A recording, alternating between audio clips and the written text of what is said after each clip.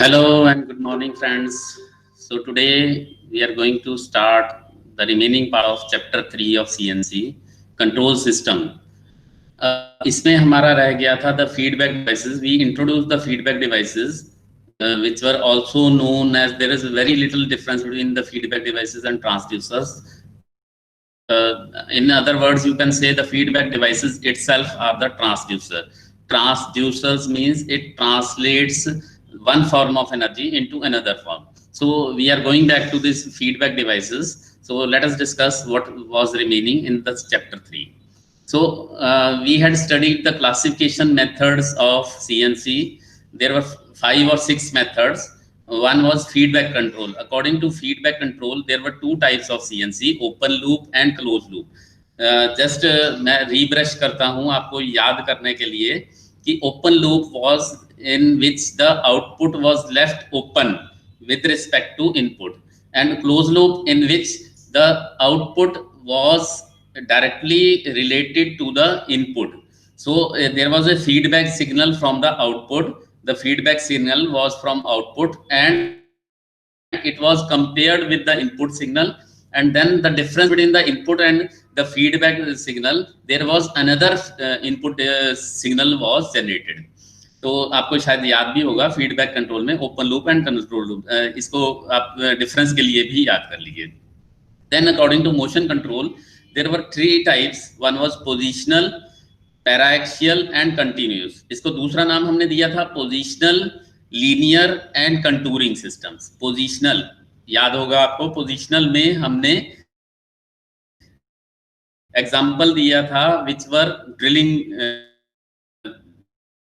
devices, drilling machines जो होती हैं. That means कि हमें position is more important. और linear एक major axis पे cutting करते हुए. Contouring और continuous means एक contour पे जिसमें हमें more than 2 axis हम उसमें control कर रहे हैं. अगर हम contour कर रहे हैं that means x axis and y axis दोनों पे ही उसको difference कर रहे हैं, motion को control कर रहे हैं. और साथ के साथ हो सकता है we are varying the speed also. According to power drive and circuit technology, आपको पता ही है वैसे ये जनरल एक क्लासिफिकेशन भी है मशीन्स की, hydraulic, electric and pneumatic. Circuit technology में analogue and digital, this is not that much important, but in positioning system हमें याद रखना है there are absolute positioning and incremental positioning. इनको मैं आज रिवाइज भी दोबारा से करने वाला हूं कि कैसे उसको करते हैं. देन एक्सिस आइडेंटिफिकेशन में 2 एक्सिस, 3 एक्सिस, 4 एक्सिस, 5 एक्सिस, इस तरह से 5 एक्सिस मशीन्स भी होती हैं. हमने उसको लेक्चर में स्टडी किया था. So let us study about the properties of transducers और feedback devices. Now what are these? कुछ मैं प्रॉपर्टीज यहाँ डिस्कस कर रहा हूँ, but there are numerous properties which can be discussed. First is resolution और BLU. 1 नंबर का question याद रखिए, BLU basic length unit. Basic length unit, smallest length unit, नाम से भी पता चल रहा है ना. तो the resolution is the smallest dimension A transducer can measure. आप अगर मीटर लेके आते हैं तो आप कहते हैं एक फुट रूलर लेते हैं, रूल लेते हैं, तो उसमें कहते हैं कि आप 1 मिलीमीटर तक उसको रीड कर सकते हैं. लेकिन अगर वर्नियर कैलिपर लेके आते हैं तो उसमें कहते हैं 0.01 उसका रेजोल्यूशन है, उसकी स्मॉलेस्ट डायमेंशन है जो वो मेजर कर सकता है, 0.01 या 0.02. याद है आपने मिनिमम जो उसका निकाला था, तो फर्स्ट सेमेस्टर में या सेकंड सेमेस्टर में निकाला होगा. कई इसकी डेफिनेशंस हैं. The resolution is the smallest changes in input that will produce an observable change in output.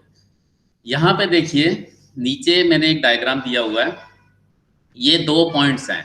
अब ये टूल एक पॉइंट से दूसरे पॉइंट को मैं कहता हूँ कि भाई एक एक्स एक्सिस में एक डायमेंशन मूव करना है. मे बी वो एक डायमेंशन जो है 0.1 मिलीमीटर है, वो 0.5 भी हो सकती है और 1 मिलीमीटर भी हो सकती है. तो जो वो मिनिमम मूव कर सकता है, अगर MCU या मशीन कंट्रोल यूनिट एक कमांड देता है एक की, तो वो कितना मिनिमम चलता है, 0.1 millimetre, 0.01 millimetre, that is known as the resolution और बेसिक लेंथ यूनिट. अब it is also the capacity of MCU which is known as control resolution, CR. It is the capacity of MCU to divide the total range of axis movement into closely spaced small distinguishable points, closely spaced, छोटे छोटे points में जो बिल्कुल आसपास हैं उसको अलग अलग पॉइंट को कि ये पहला पॉइंट है, ये दूसरा पॉइंट है, लाइक दैट। तो that is control resolution. So I repeat, the resolution is the smallest dimension it can measure. जो छोटी सी डायमेंशन कोई भी फीडबैक डिवाइस मेजर कर सकती है, that is it's resolution. Accuracy. Accuracy is the extent to which a measured value indicated by an instrument might be wrong or might be right. दोनों बातें कह सकते हैं।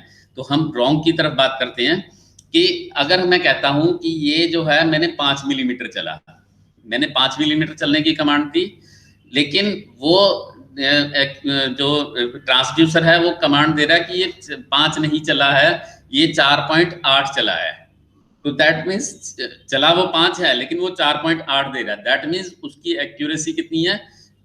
0.2 मिलीमीटर। ये एरर दे रहा है या उसका एरर बता रहा है या एक्यूरेट उतना है कि वो 0.2 मिलीमीटर की एक्यूरेसी दे सकता है। दैट मीन्स जितनी भी बार गलती करेगा वो 0.2 मिलीमीटर ही गलती दे देगा, इससे ज्यादा नहीं देगा, राइट। तो यहाँ पे हम देख भी रहे हैं कि ये 2 पॉइंट्स हैं एड्रेसेबल पॉइंट जो नजदीक के हैं। ये पहला पॉइंट है, ये दूसरा वाला पॉइंट है। तो इन दोनों के बीच में एक्यूरेसी क्या हो सकता है? It is almost the Midway, half of the, जो आप कहेंगे कि रेजोल्यूशन है, रेजोल्यूशन का आधा जो होता है दैट इज एक्यूरेसी। रेजोल्यूशन का आधा approximately it is the accuracy. मैं रिपीट करता हूं डेफिनेशन को। Accuracy is the extent to which a measured value indicated by an instrument might be wrong. Accuracy, right?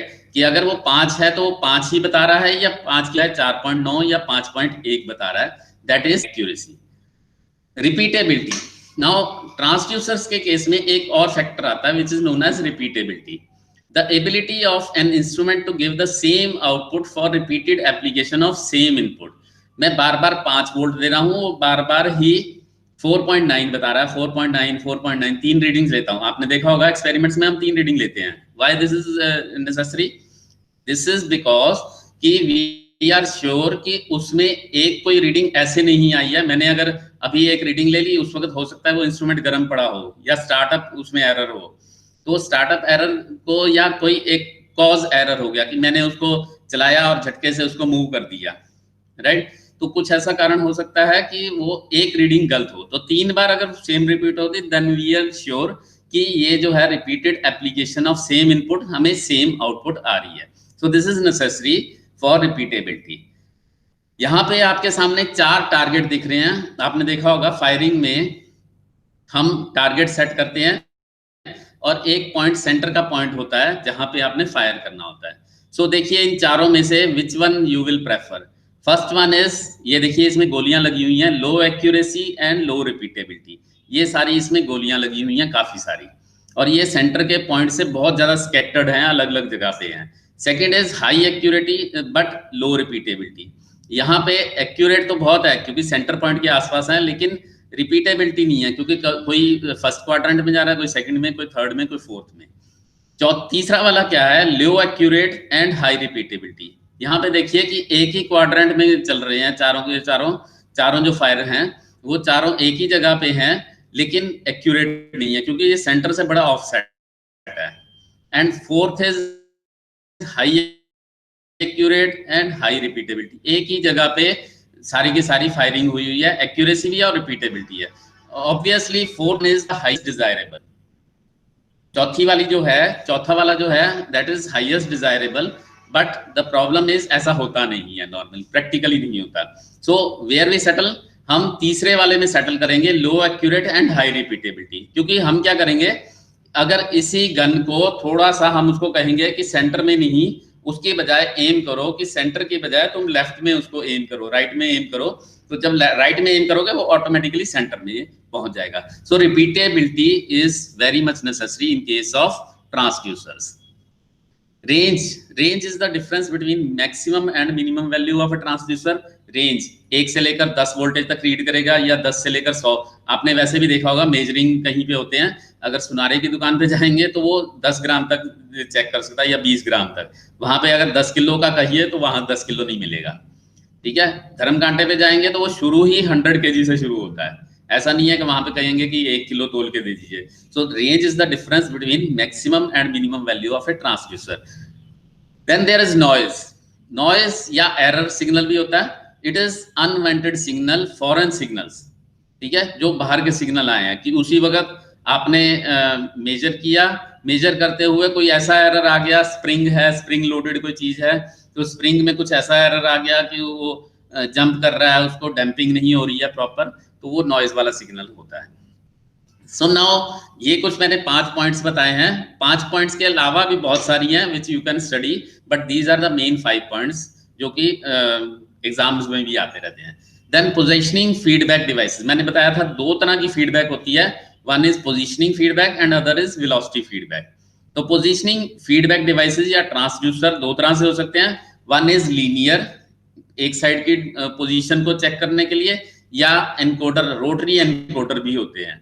तो लीनियर्स में भी एनकोडर होते हैं, लीनियर एनकोडर होते हैं, रोटरी में भी एनकोडर होते हैं। इसमें ज्यादातर आपके पॉपुलर जो हैं they are binary coded scale, इनको एनकोडर भी कहते हैं, और रोटरी में भी एनकोडर्स होते हैं। लेट अस सी कैसे है। यहाँ पे देखिए एक सिंपल सी मैं बता रहा हूँ, सिंपल सा एक मैंने डिवाइस किया कि मशीन स्लाइड है, उसके साथ एक मैंने मेटेलिक रॉड लगा दी है, और यहाँ पे नीचे क्या है उसके अकॉर्डिंगली एक रियोस्टेट लगा दिया है। Rheostat is variable resistance. यहाँ पे वोल्टेज अप्लाई किया, ये देखिए मैंने कैपिटल V जो है दिस इज वोल्टेज अप्लाइड, और एक उसका स्लाइडिंग कॉन्टैक्ट है। जैसे जैसे वो मशीन स्लाइड चलती है ये स्लाइडिंग कॉन्टैक्ट मूव करता है, उसके अकॉर्डिंग मुझे यहाँ पे एक टैपिंग, स्मॉल v की टैपिंग मिल जाती है। तो जितनी ये वोल्टेज है इसको मैं अगर कैलिब्रेट कर लूँ, इसका जो मीटर है वोल्ट मीटर, उसका कैलिब्रेशन कर लूँ 10 सेंटीमीटर 20 सेंटीमीटर लाइक दैट, तो मुझे डायरेक्टली उसकी वैल्यू मिल जाएगी कि कहाँ पे इसकी पोजीशनिंग है। एक ये देखिए ग्लास स्केल विद ग्रेटिंग, ये भी लीनियर ट्रांसड्यूसर है। इसमें ग्लास स्केल है, तो ग्लास स्केल डायरेक्टली लगी हुई है मशीन स्लाइड के साथ। इस ग्लास के ऊपर कैलिब्रेशन की हुई है लाइंस के, ग्रेटिंग की हुई है, खुदी हुई हैं लाइनें, एनग्रेव्ड हैं लाइनें, और ये लाइनें जैसे जैसे मूव करती हैं, यहाँ पे CDE क्या है, एक तरह के सेंसर हैं, फोटो सेल्स हैं, वो सेंस कर रहे हैं। जितनी बार वो है मूव करती है उतनी काउंट कर लेती है कि इस साइड मूव कर रही है, इस साइड मूव कर रही है, उसके हिसाब से यहाँ पे देखिए डिजिटल मीटर में वैल्यू बता देता है। It is 35 centimetre, 35 centimetre, it is moved right और लेफ्ट, ये भी हम उसका तरीका बता सकते हैं। Then encoders, very important from examination point of view.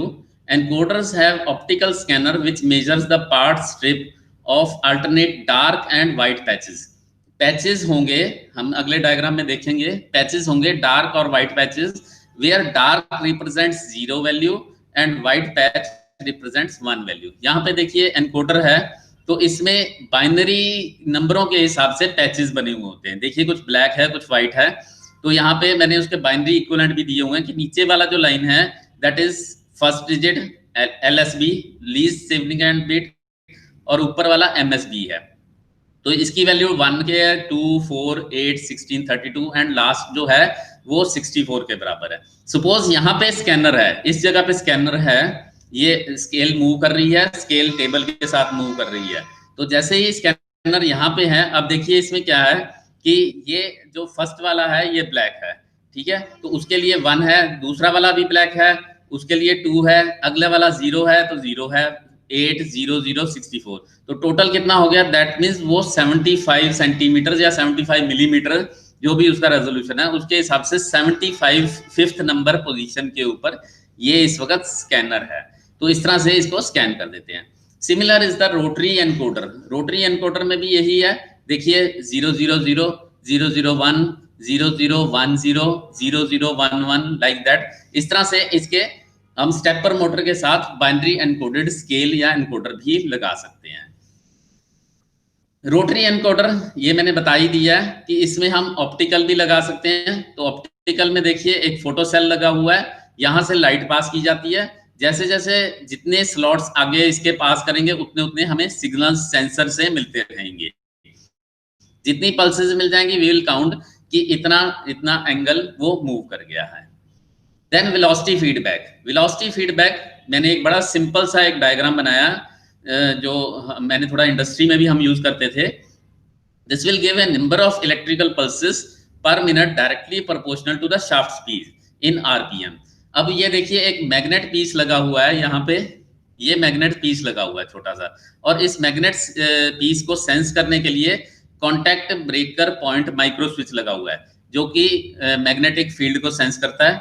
तो जितनी बार ये रोटेट करेगा, ये रोटेट कर रही है शाफ्ट, ये जितनी बार आएगा सामने उतनी बार यहाँ पे पल्सेस मिलती रहेंगी। तो दैट मीन्स 1 मिनट में जितनी पल्सेस मिलेंगी we will count that and we will get the RPM of this shaft, right. दोबारा बताता हूँ, सामने जो है ये मैग्नेटिक पीस है जो इसके ऊपर मैंने एक गम से चिपका दिया है। गम से चिपकाने के साथ ये जितनी बार इस स्विच के सामने आएगा उतनी बार ये पल्स देगा, और पल्स को हम जब काउंट कर लेंगे काउंटर से तो हमें उसका आरपीएम मिल जाएगा। Then there is origin, you know very well, हम जब भी प्रोग्रामिंग करते हैं, सेटिंग करते हैं, हम एक ओरिजिन मान लेते हैं, उस ओरिजिन से एक्स एक्सिस और वाई एक्सिस कैलकुलेट करते हैं। नाउ ओरिजिन हमारा दो तरह से हो सकता है, फिक्स्ड ओरिजिन और फ्लोटिंग ओरिजिन। क्वेश्चन है पेपर के लिए, what is fixed origin and floating origin? It is always fixed at the left and corner of the table और जॉब। ये जॉब है आपकी, इसके हम लेफ्ट कॉर्नर पे उसको फिक्स्ड कर देते हैं कि वहीं से ही सारी डायमेंशंस कैलकुलेट करेंगे। इवन राइट पे भी कर सकते हैं, बस नॉर्मली लेफ्ट कॉर्नर पे ही किया जाता है। फ्लोटिंग ओरिजिन ज्यादातर क्या होता है, the symmetrical parts can have origin shifted to the centre और any other point so that they can have same positive और negative coordinates on both sides of the origin.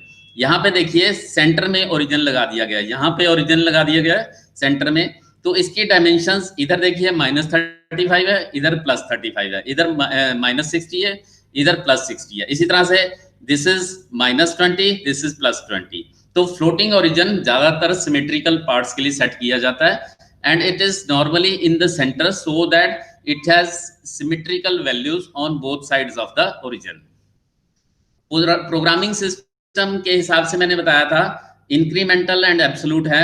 Incremental और absolute दो तरह के, ये फीडबैक में हमने देखा भी था। तो यहाँ पे एब्सोल्यूट क्या है, the locations are always given from a single fixed zero और ओरिजिन पॉइंट। इंक्रीमेंटल में क्या होता है, locations are always given as the location from immediately preceding point, पिछले पॉइंट से काउंट की जाती है। यहाँ पे मैं एग्जांपल भी बताता हूँ। तो ये पहला वाला देखिए, एब्सोल्यूट में क्या है, ये हमारा अगर एक्स एक्सिस और वाई एक्सिस है तो पहला वाला पॉइंट 1 3 होगा, ये एक्स एक्सिस में 1 चला हुआ है और 3 वाई एक्सिस में चला हुआ है। इसी तरह से ये अगला पॉइंट जो है ये इस जीरो से ही काउंट होगा कि ये एक्स में -1 चला है और वाई में +2 चला है। तो इस तरह से कैलकुलेट करेंगे। यहाँ पे भी देखिए एक पॉइंट है, ये ओरिजिन है हमारा लेफ्ट में, ये जॉब लगी हुई है। तो जॉब के ऊपर अगर आप देखेंगे ये 0.250 है, ये 1000 है, ये 1.75 है, ये 2.5 and next is 2.75। That means इसी पॉइंट से सारे के सारे कैलकुलेट होने हैं। यहाँ पे यहाँ से अगर लेंगे वाई एक्सिस का तो ये 0.25 है, ये 1 है, ये 1.250। इस तरह से एब्सोल्यूट हमेशा एक ओरिजिन पॉइंट से कैलकुलेट होता है। इंक्रीमेंटल में मैंने बताया पिछले पॉइंट से कैलकुलेट, पिछला पॉइंट जो है वो एक तरह का एक टेम्परेरी ओरिजिन बन जाता है। ये पॉइंट 0 0 है, नेक्स्ट वाला ये है 1 3 होगा, 1 एक्स एक्सिस में और वाई एक्सिस में 3। अगला वाला पॉइंट यहाँ से एक्स एक्सिस कितना चलना है, तो देखिए लेफ्ट साइड में ये 1 चला और फिर 2 चला, 1 और 1, दैट मीन्स -2 एक्स डायरेक्शन में, और वाई डायरेक्शन में नीचे की तरफ चला तो -1। इस तरह से यहाँ पे भी देखिए, अगर इस जॉब के ऊपर देखते हैं तो 0.25 फिर 0.75 0.75 0.75, पिछले पॉइंट से अगले पॉइंट का डिस्टेंस जो है वो कैलकुलेट किया जाएगा, उसको ओरिजिन मान लिया जाएगा। So that is enough for today. Thank you very much for the listening.